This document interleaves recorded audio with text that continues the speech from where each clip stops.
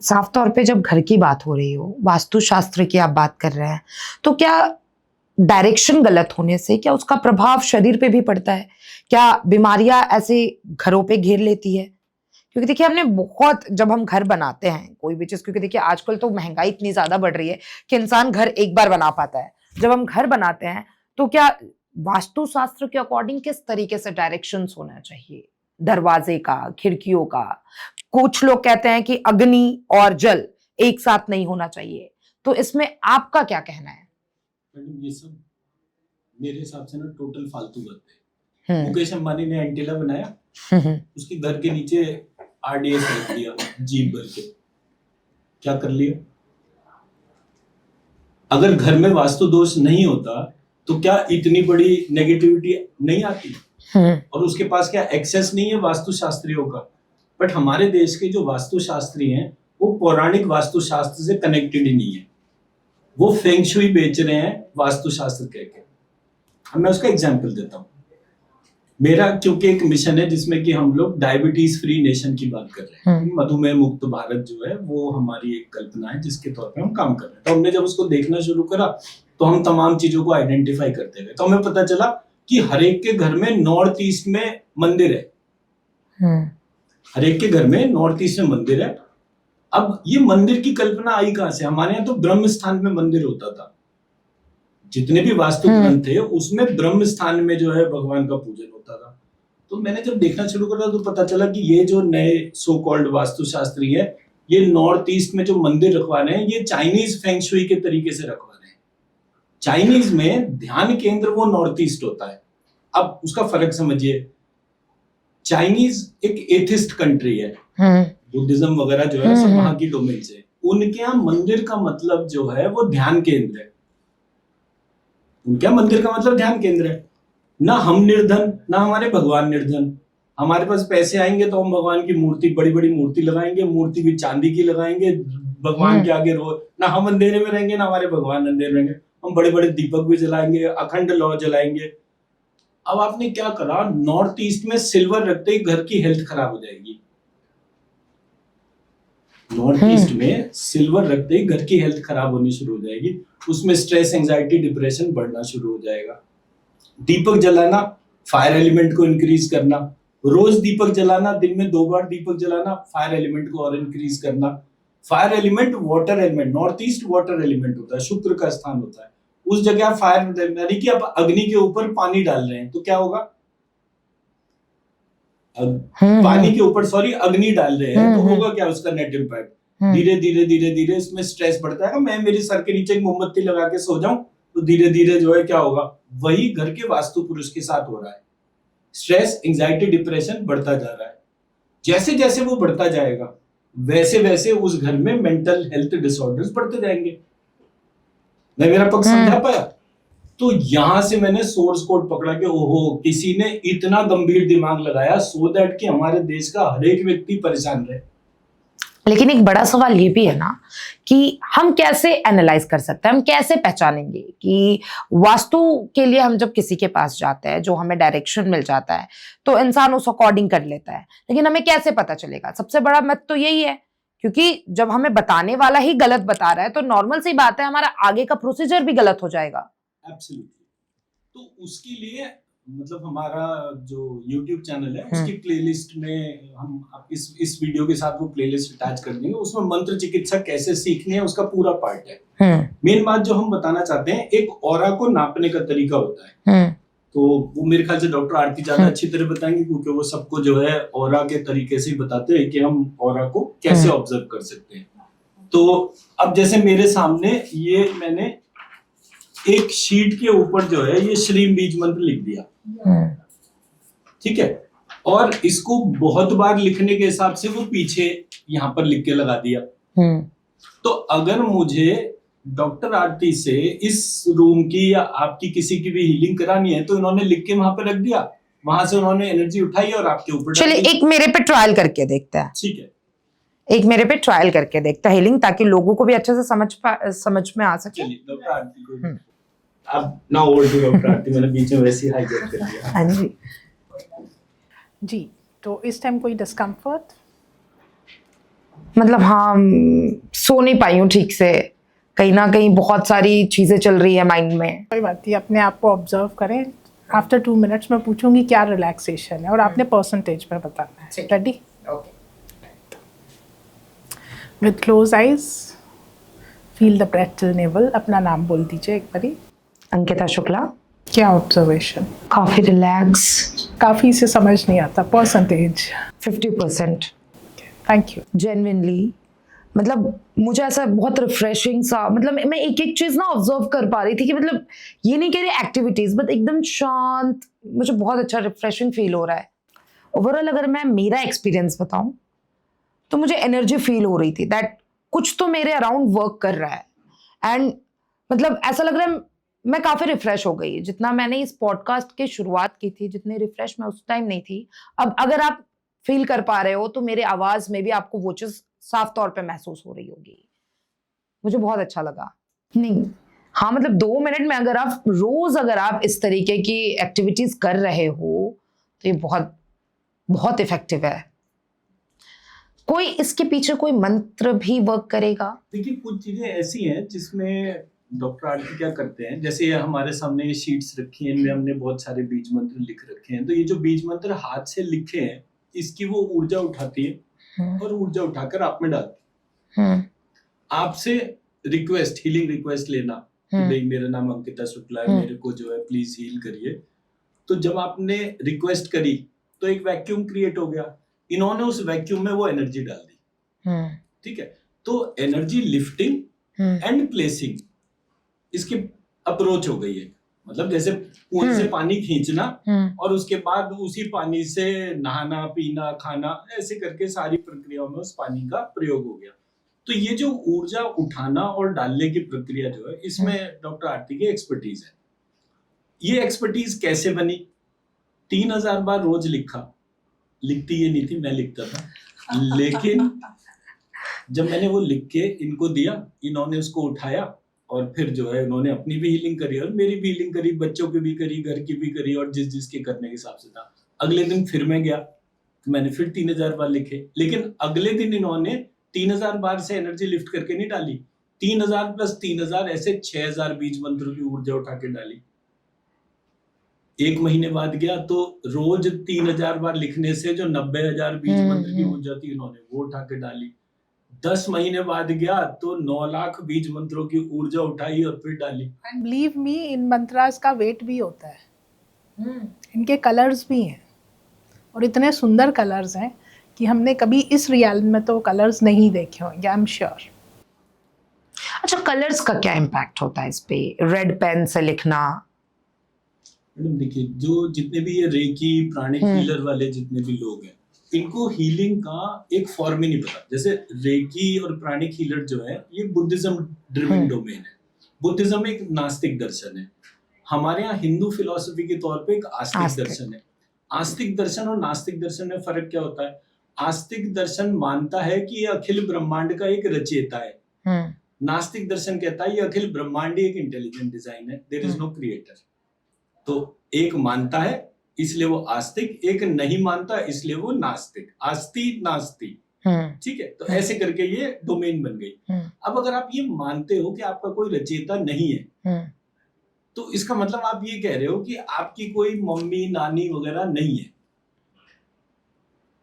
तो अगर ऐसी प्रक्रिया है तो आप कैसे हुए? तो वेस्टर्न साइंस और ईस्टर्न साइंस में ये फिलोसॉफिकल डिफरेंस है। मैं मेरा पक्ष समझा पा रहा हूं? हम जब तक बार बार ये मानते हैं कि ईश्वर एक रचयिता के रूप में मौजूद है, हम तब तक सुकून में रहते हैं। आप अपने आप को एक छोटा बच्चा मानिए और कहीं मॉल में जाइए, आपकी मम्मी आपके साथ में है तो आप अलग तरह से एंजॉय करेंगे, और आपकी मम्मी साथ में नहीं है तो आप अलग तरह से रहोगे। एक फियर होगा, कौन आ रहा है, कौन जा रहा है, कौन मुझे छू रहा है, क्या, हर चीज में एक क्वेश्चन मार्क होगा। तो नास्तिक का प्रॉब्लम फियर है। फियर से स्ट्रेस, एंजाइटी, डिप्रेशन है, ठीक है। आस्तिक हमेशा मानता है कि ईश्वर मेरे अंदर भी है, साथ में भी है, हर जगह है, तो उसको फियर नहीं होता। जहां जहां वो बाकी लोगों के प्रोसेस में इम्पैक्ट हो जाता है तो वहां पर वो थोड़ी देर के लिए भटक जाएगा। ये जो आस्तिक और नास्तिक की बात हो रही है आजकल, अगर आप जेंजिस में देखो तो कहीं ना कहीं ये लोग साइंस पे ज्यादा बिलीव करते हैं, धर्म पे, भगवान पे, ये सारी चीजों पे बहुत कम बिलीव देखने को मिलता है मेनली। इसके लिए ना मैं थोड़ा सा इसमें ऐड करना चाहूँगी। हमारे इनिशियल डेज में ना जब हम रिसर्च करने की कोशिश कर रहे थे तो हमने एक अपने भैया हैं उनसे बोला कि भैया हमको ये रिसर्च करनी है तो इसके क्या स्ट्रक्चर्स होंगे ये बताइए। तो उन्होंने ना एक बड़ा खूबसूरत सा आंसर दिया। तो उन्होंने बोला ऐसा नहीं है, न्यूटन से पहले सेब पेड़ से नहीं गिरता था, गिरता होगा, but he was the first to document it. तो आपकी प्रक्रियाएं जो आप कर रहे हो, ऐसा नहीं है ये पहले नहीं हुई होंगी, हजारों बारी हुई होंगी, लेकिन आप इनको डॉक्यूमेंट पहली बारी करना चाह रहे हैं, ठीक है। तो इन नॉन डोमेन अगर आप डॉक्यूमेंट करना चाह रहे हैं तो स्ट्रक्चर्स आपके अपने होंगे, तो आपको अपने स्ट्रक्चर्स खुद बनाने होंगे।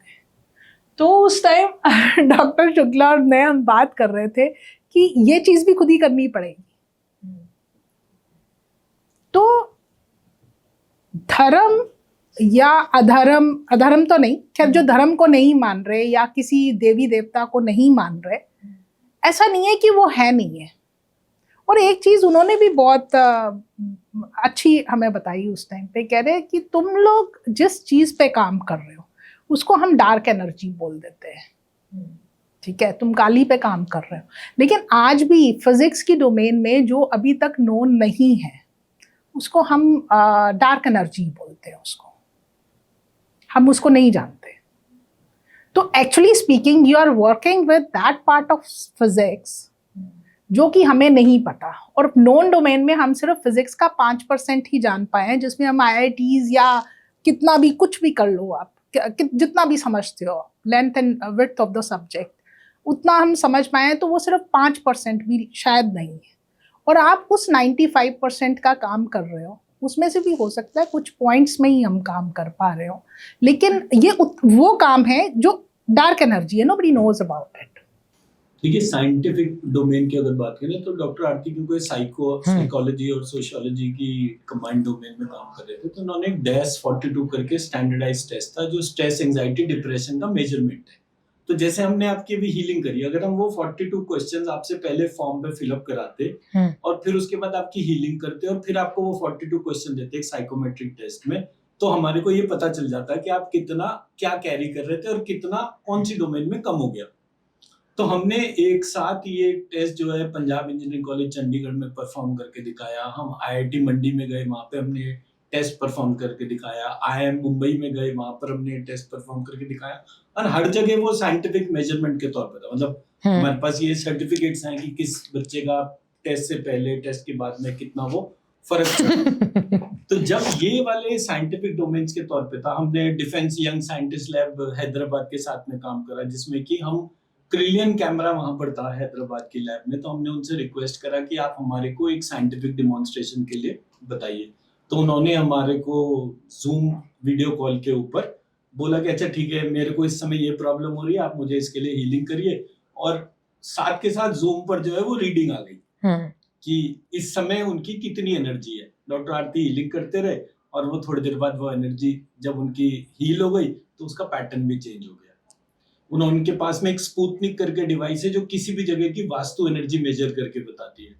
तो 5,500 बोविस यूनिट था जब वो एनर्जी डिवाइस उस रूम की एनर्जी मेजर कर रही थी।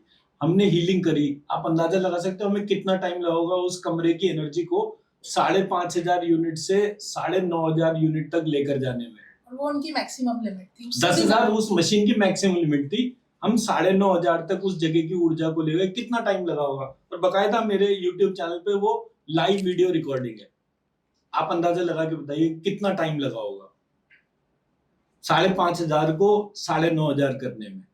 5-6 घंटा 0.1 सेकेंड 0.1, और मेरी बकायदा रिकॉर्डेड वीडियो है।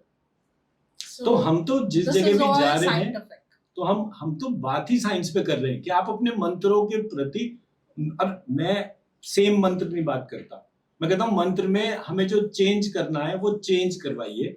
उस चेंज के बाद उस मंत्र से चाहे आप हवन करिए, मैं अगर यहाँ बैठ के हवन कर दूं,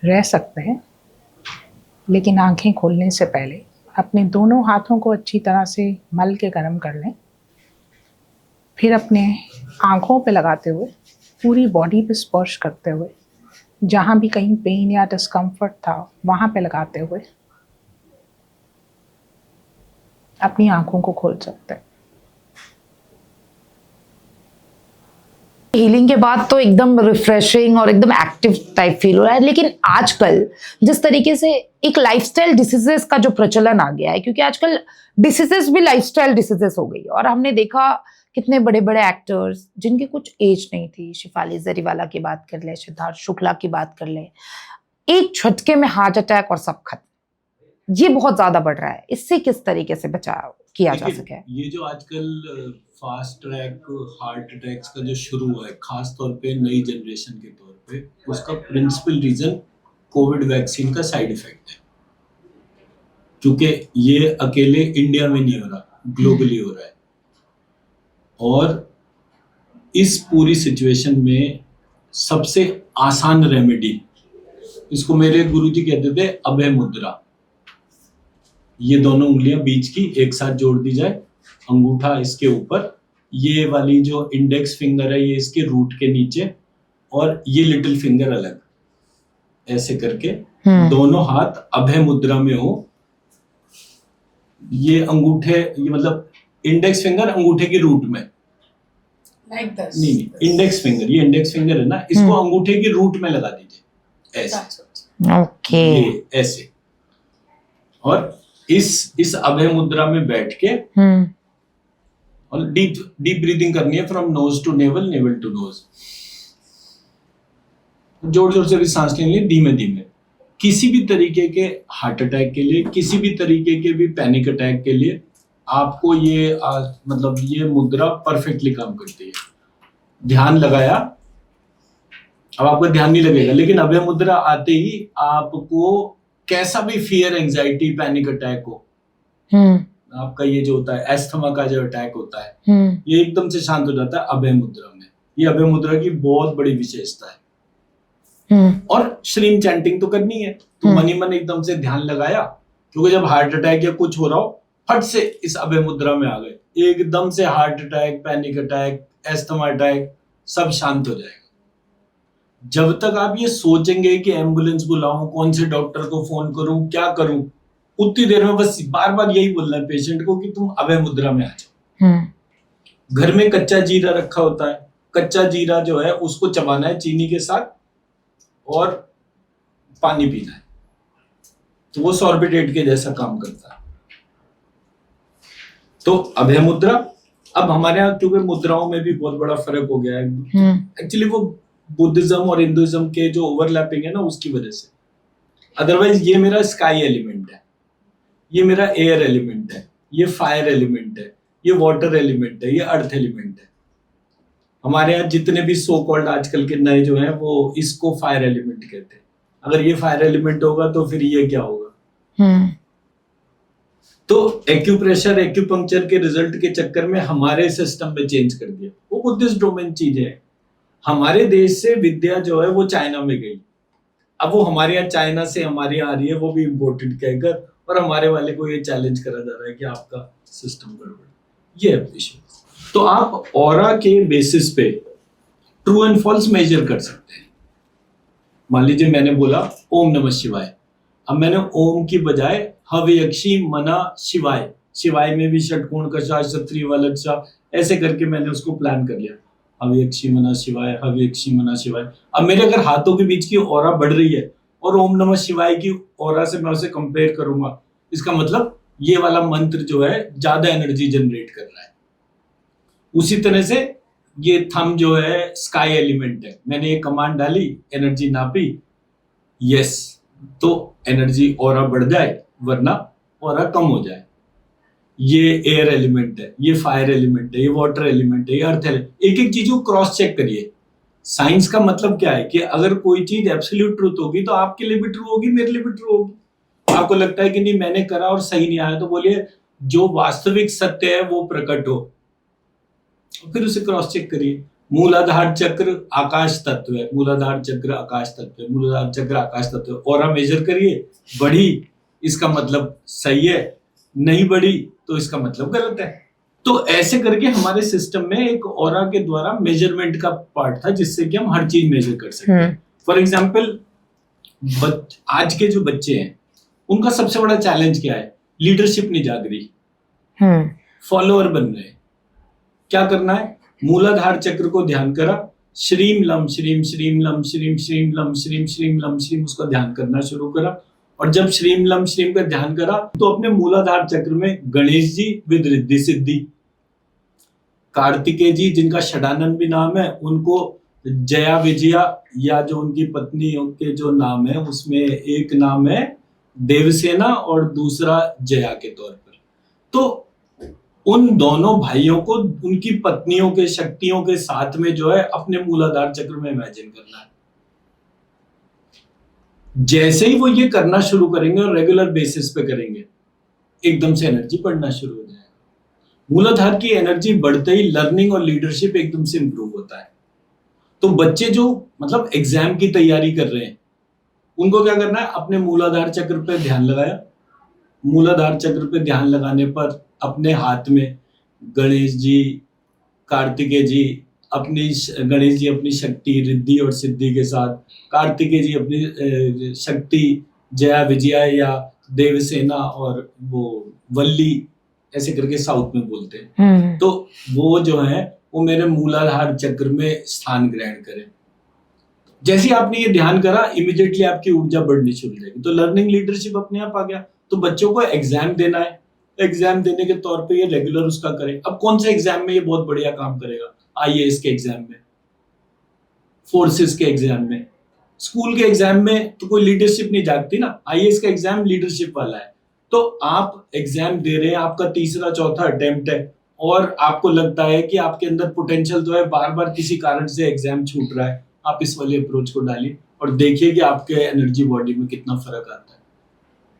आपकी बीमारियां नहीं ठीक हो रही हैं, आपने बहुत कोशिश करी कि मेरी कोई बीमारी, मतलब आजकल सबसे बड़ी बीमारी कौन सी नई इमर्ज हुई है? Auto immune disorder. अभी बैठे हुए हैं, किडनी काम नहीं कर रही, नाभि पे हाथ रखा, श्रीम वम श्रीम श्रीम वम श्रीम श्रीम वम श्रीम, ऐसे करके आप ध्यान करना शुरू करिए। जैसे जैसे आप श्रीम वम श्रीम करते जाएंगे, आप देखेंगे आपके ऑटो इम्यून डिसऑर्डर्स में कमी आनी शुरू हो जाती है। एक हमारे यहाँ पुराण है, उसका नाम है अग्नि पुराण। अग्नि पुराण में लास्ट में एक ब्रह्म ज्ञान करके चैप्टर है। तो जब आप उस ब्रह्म ज्ञान चैप्टर को लिखते हैं लाल रंग के पेन से, उसकी ऊर्जा उठाते हैं और अपने नाभि में डालते हैं, कैसा भी ऑटो इम्यून डिसऑर्डर हो, कैसा भी पैरालिसिस हो, कम होना शुरू हो जाता है। और मैं बताऊं आपको, एलोपैथी में तो पैरालिसिस का जो है सिर्फ वो इंजेक्शन वगैरह ही जो ट्रीटमेंट होते हैं, बट वो भी पैरालिसिस के आफ्टर इफेक्ट्स को रिवर्स नहीं कर पाते। आयुर्वेद में भी कम से कम 1 साल तक मालिश वालिश करवाने से वो धीरे धीरे फिजिकल बॉडी में जो जर्क्स होते हैं वो थोड़े बैलेंस होते हैं। मंत्र चिकित्सा में 15 दिन के अंदर जो है आपको आपके पैरालिसिस स्ट्रोक में जमीन आसमान का फर्क आता है। और ऐसे पेशेंट्स ठीक हुए हैं हमारे पास में, बहुत से ऐसे पेशेंट्स। डायबिटीज, ये सारी जो लाइफस्टाइल डिसीजेस की मैं बात कर रही थी, इस पे भी ये मंत्र वर्क करता है? मैडम देखिए, डायबिटीज के तो हम दोनों जने जो एक काम कर रहे हैं वो मधुमेह मुक्त भारत की बात कर रहे हैं कि भारत से डायबिटीज, ब्लड प्रेशर, थायराइड, ये 3 बीमारियां चली जाए। वो हमारा उसका हीलिंग का प्रोटोकॉल कैसा रहता है? हमारे ब्रेन में एक पार्ट होता है जिसको हिपोकैम्पस कहते हैं। हम हिपोकैम्पस की हीलिंग क्लीनिंग करते हैं। हिपोकैम्पस जो है वो एनर्जी देता है पिट्यूटरी और हिपोकैम्पस देता है एनर्जी हाइपोथैलेमस को। हाइपोथैलेमस जो है वो ग्लैंड के तौर पे, मतलब वो हमारे पिट्यूटरी और पीनियल ग्लैंड को देता है। पिट्यूटरी और पीनियल ग्लैंड से शरीर के, मतलब pituitary is the master gland, तो उससे बाकी सारे ग्लैंड्स में एनर्जी जाती है। तो जिसको डायबिटीज होती है उसको ब्लड प्रेशर भी होता है, थायराइड भी होता है, ऑल्टरनेटली बदलते रहते हैं। तो डायबिटीज के लिए एक तो हमने मंत्र बनाया, तो श्रीम, जैसे हमारे यहाँ क्या है, अल्फाबेट्स जो हैं वो बॉडी पार्ट्स के अंदर है, जैसे अ आ ई उ रि लिरी लिरी, ए आई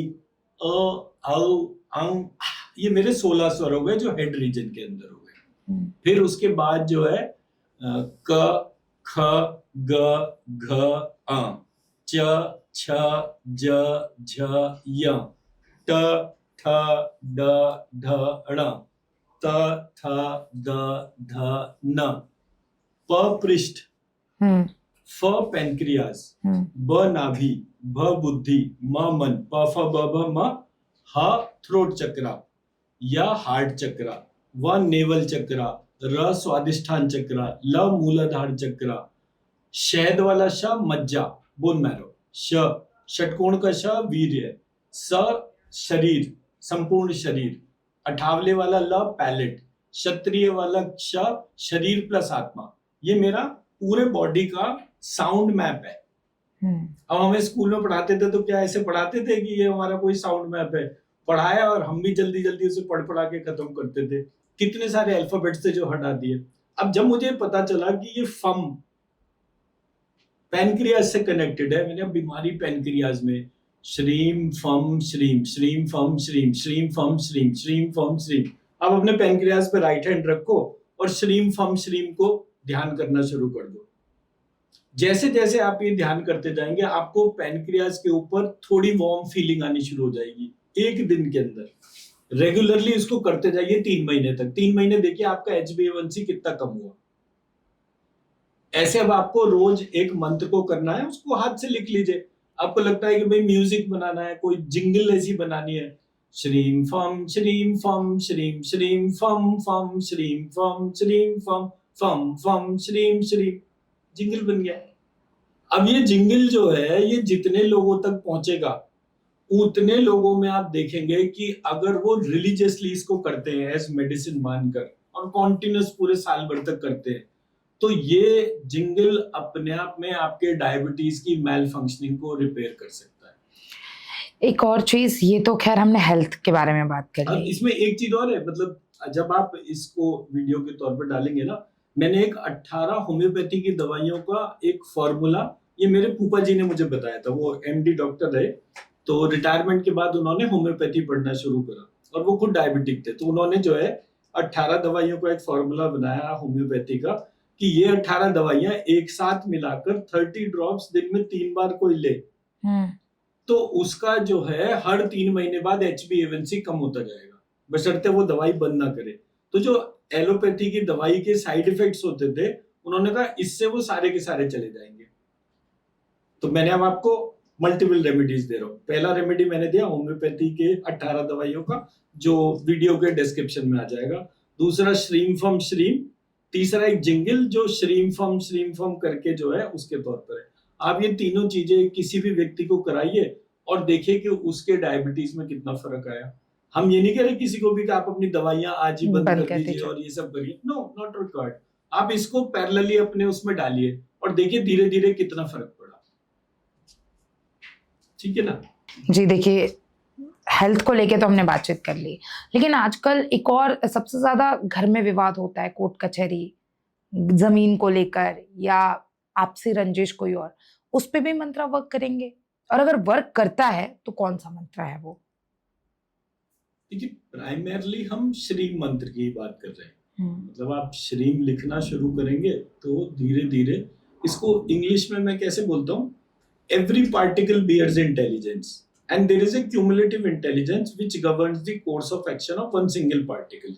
The creator of intelligence is divine.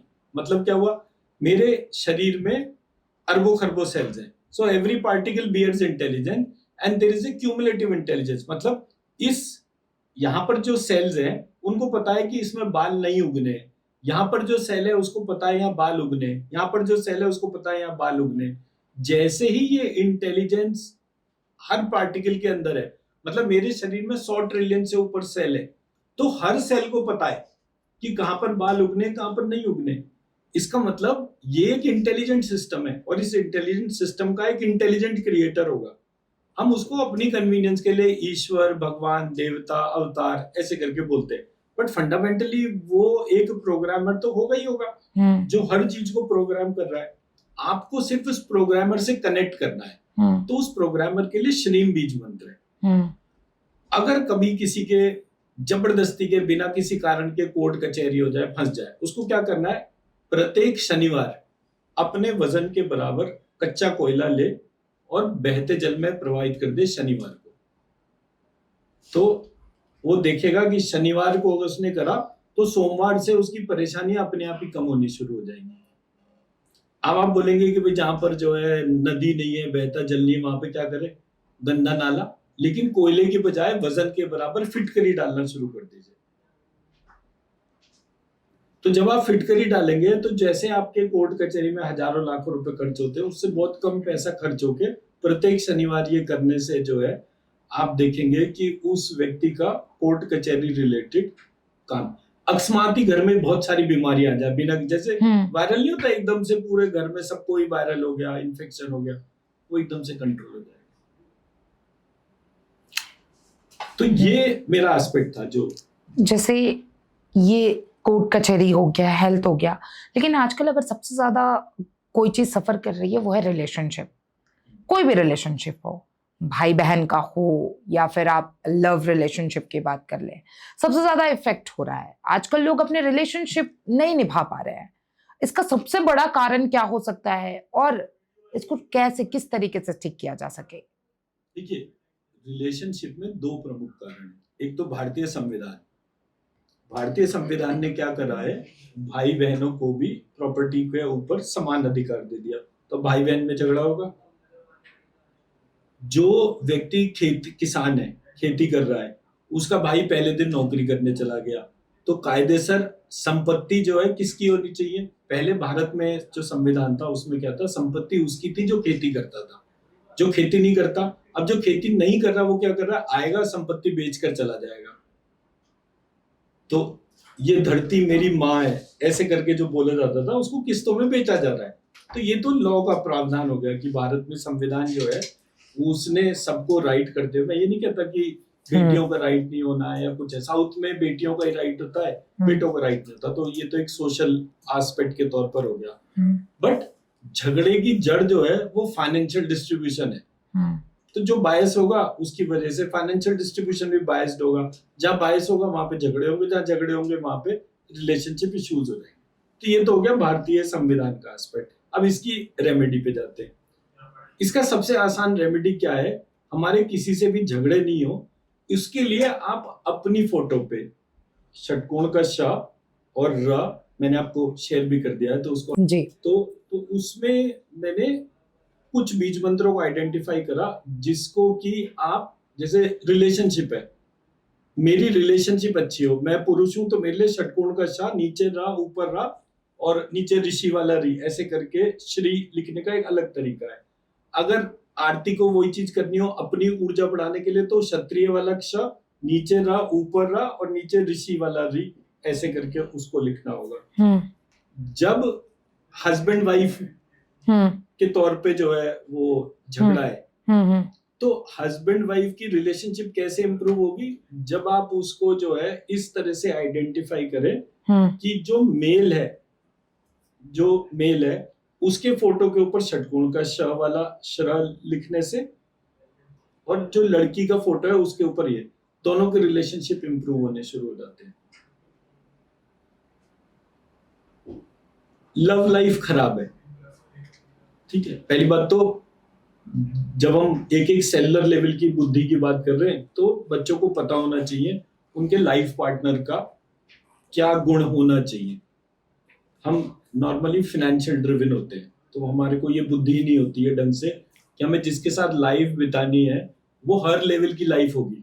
ये नहीं है कि जी आज मेरे पास पैसा हो, फाइनेंस हो, तो मेरी लाइफ पार्टनर ऐसी होनी चाहिए, अब मैं बूढ़ा हो गया तो ऐसी होनी चाहिए। हमारी एक ही लाइफ पार्टनर होती है, 7 जन्मों के हिसाब से होती है। तो हमारे को वो बुद्धि होनी चाहिए कि हम उस चीज को समझ सके। ये तो इंटेलिजेंस का प्रश्न हो गया। बीज मंत्र लिखने के तौर पे व्यक्ति को सेम षटकोण का श और क्षत्रिय वाले श को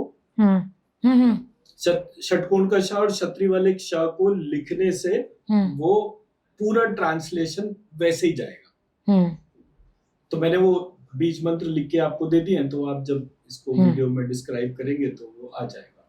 अब आते हैं सबसे मुख्य पार्ट, किसी लड़के की शादी नहीं हो रही है, तो जब किसी लड़के की शादी नहीं हो रही तो उसको क्या करना है, मैं विष्णु रूपी अपना नाम बोलना है, मेरी लक्ष्मी जहां कहीं भी हो मुझे कनेक्ट हो। लड़की की शादी नहीं हो रही तो मैं लक्ष्मी रूपी अपना नाम बोला, मेरे विष्णु जहां कहीं भी हो मुझे आकर लेकर गए।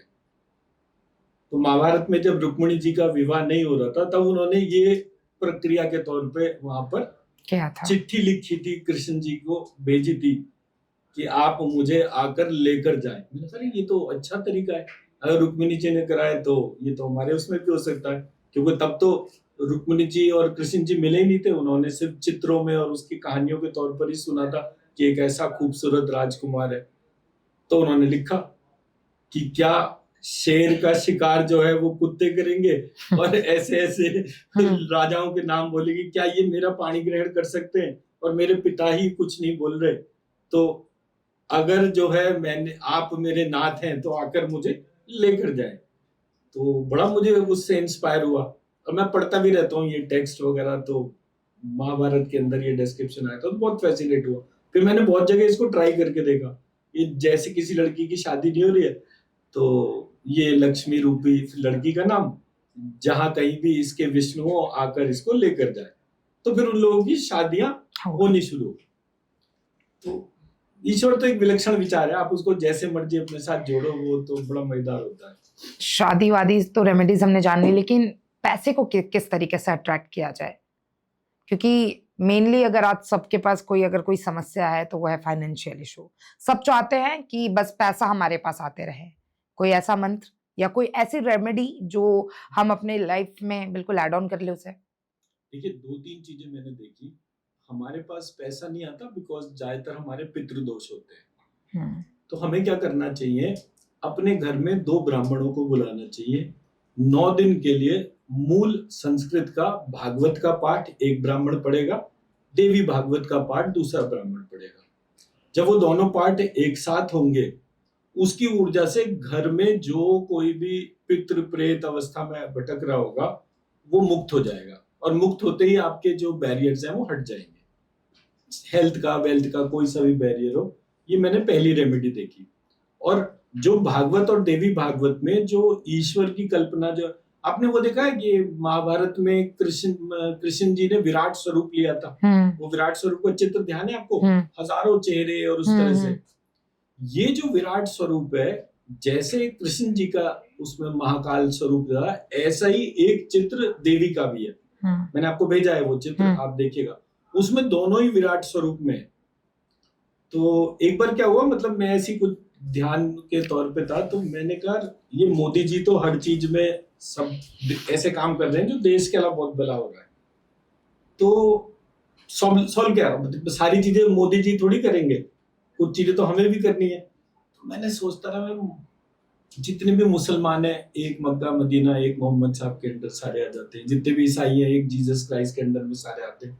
अब ये हिंदुओं की समस्या है कि इनको कोई शिव के पीछे, कोई राम के पीछे, कोई कृष्ण के पीछे, कोई विष्णु के पीछे, कोई लिमिट ही नहीं है। और ब्रह्मा जी वगैरह तो हम सब खा ही गए, अब तो उनकी ना मंदिर दिखते ना उनकी पूजा होती, तो ऐसे करके हम भगवान भी खाते जा रहे हैं धीरे धीरे। तो जब मेरे को ये वाला पार्ट ध्यान आया तो मैंने बोला अच्छा विराट स्वरूप इसका सॉल्यूशन है।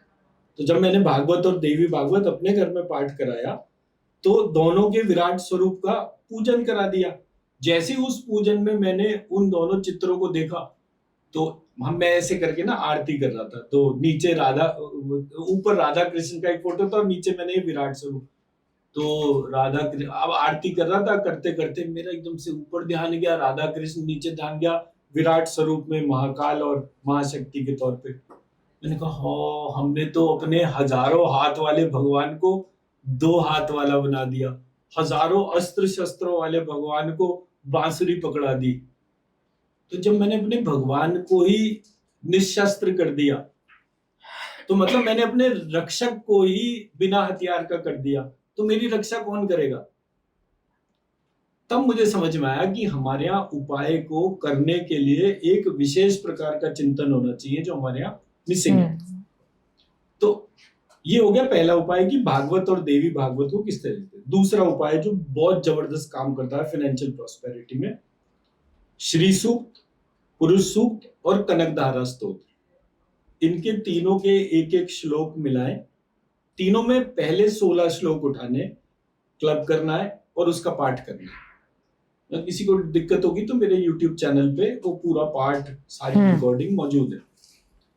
तो जब मैंने उस पाठ के बाद उस पाठ का हवन करा, मतलब हर एक श्लोक का एक एक हवन करा, तो अग्नि ने ऊपर मेरे छत पे जो पंखा टंगा हुआ था उसको जला दिया। मतलब 9 फुट ऊंची अग्नि चली गई 1 सेकंड में। एंड बकायदा मेरे पास रिकॉर्डिंग है उस चीज की, जबकि कोई ये नहीं कि आप पेट्रोल डाल रहे हो या कुछ डाल रहे हो, अग्नि इतनी ऊंची चली गई। तो ये 2 उपाय मैंने ऐसे देखे, घर में भागवत और देवी भागवत एक साथ कराना, 9 दिन का पाठ ब्राह्मण से, और खुद जो है श्री सूक्त, पुरुष सूक्त और कनकधारा स्तोत्र का पाठ करना। कम ज्यादा जितना भी करना हो उसके तौर पर, कम से कम, ज्यादा किसी को दिक्कत लगती है तो एक एक श्लोक करके पढ़ना शुरू करो, लेकिन रोज करना शुरू करो। तो जब वो चिंतन जागृत होगा, श्री, पुरुष और लक्ष्मी ऐसे करके वो है कि श्री को स्त्री बोला गया, तो जब स्त्री पुरुष जुड़े तो लक्ष्मी की उत्पत्ति हो, वो हमारे यहाँ उस पूरे स्वरूप का चिंतन था। तो मैंने जब श्री सूक्त, पुरुष सूक्त और कनकधारा स्तोत्र के एक एक श्लोक को जोड़ा तो मेरे सामने स्त्री रूपी श्री सूक्त, पुरुष रूपी पुरुष सूक्त और लक्ष्मी रूपी कनकधारा स्तोत्र जो शंकराचार्य के रचित है, उसके पहले 16 श्लोक, जब उसको कंबाइंड करके एक एक करके श्लोक बाय श्लोक गाना शुरू करा तो मुझे समझ आया, अरे ये तो कह रहा है कि जब स्त्री रूपी श्री सूक्त, पुरुष रूपी पुरुष सूक्त, उसमें सहस्त्र सिर, सहस्त्र भुजाएं, सहस्त्रधारा, सहस्त्र पुरुषा, सहस्त्राक्ष, सहस्त्रपाद, ऐसे करके उसका श्लोक आता है। मैंने कहा, अरे ये तो बड़ा विलक्षण सा मैसेज है, और इससे इसको सक्सेसफुल कब मानेंगे? स्त्री पुरुष जब संबंध बनाएंगे तो वो संबंध मीनिंगफुल कब है? जब लक्ष्मी की उत्पत्ति हो। लक्ष्मी की उत्पत्ति कब होगी? जब लक्ष्यते इति लक्ष्मी, जहां लक्ष्य है वहां पर लक्ष्मी है। तो जब आपके चिंतन में ये होगा तो यूथ की रिस्पॉन्सिबिलिटी क्या हो गई? आपके जीवन में कौन लक्ष्मी लेकर आएगी उसका चिंतन करिए।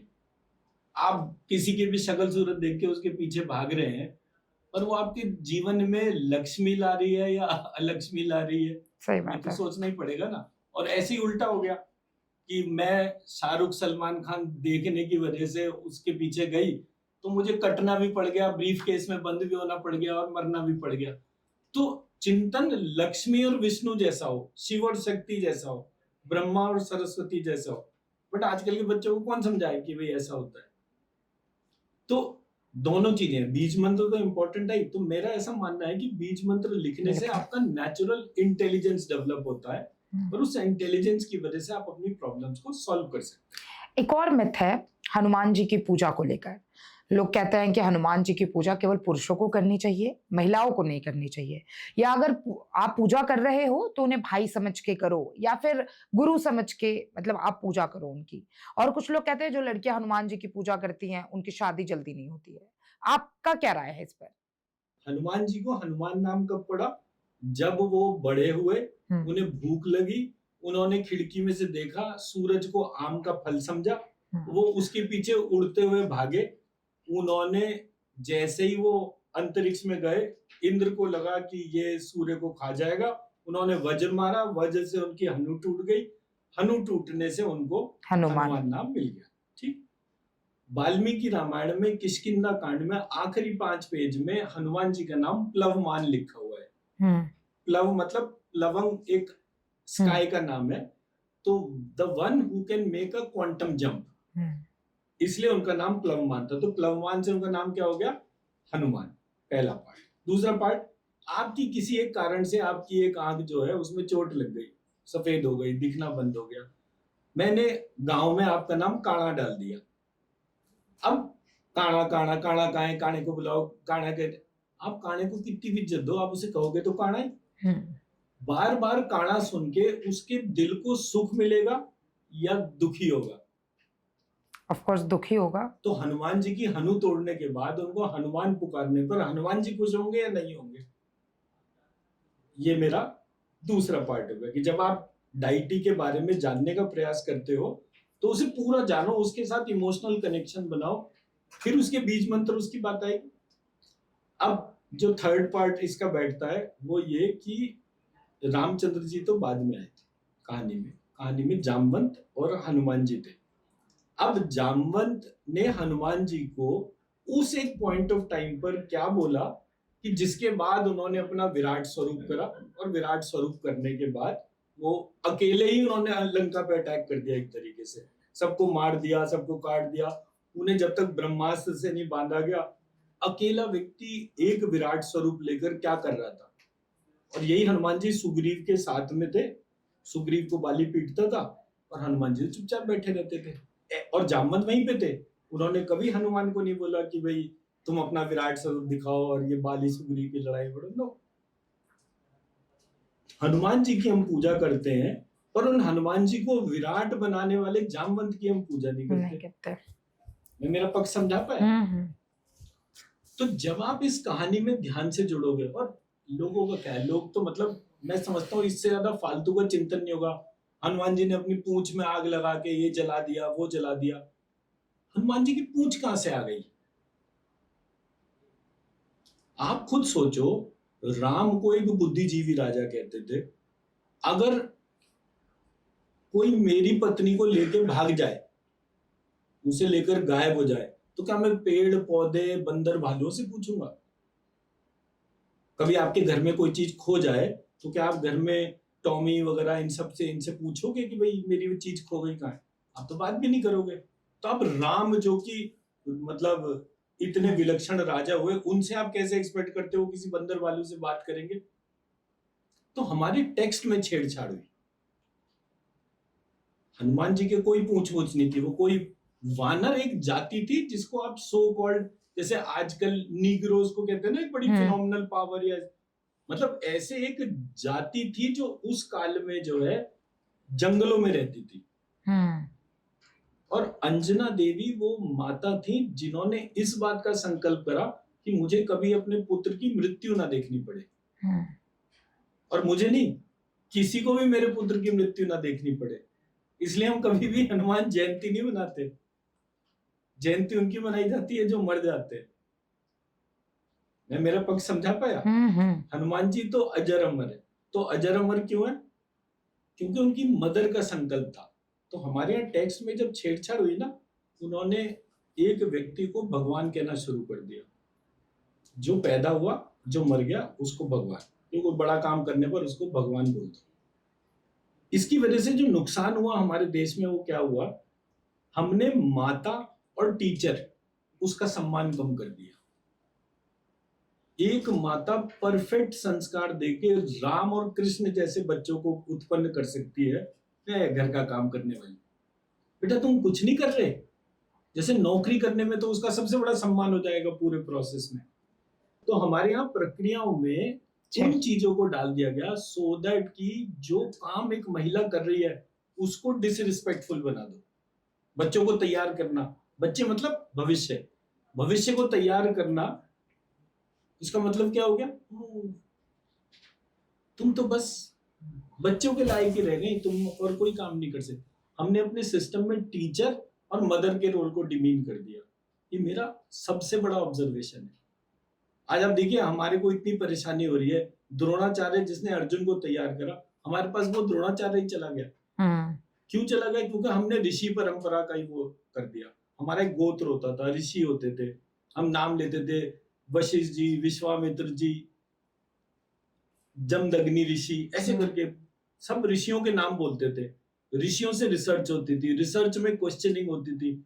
आज हमारे स्कूल कॉलेज ही क्वेश्चनिंग को खत्म करते हैं। बोले ये 5 नंबर का सवाल है, इसे रट लो और इतना ही लिखना है, बात खत्म, सवाल जवाब करने की जरूरत नहीं है। ऐसे करके हमने अपने सिस्टम को खत्म करा। अब आते हैं जो आपने सबसे बड़ी बात बोली कि हनुमान जी की पूजाएं स्त्रियां नहीं कर सकती, आराम से कर सकती है, उसमें कोई दिक्कत नहीं है।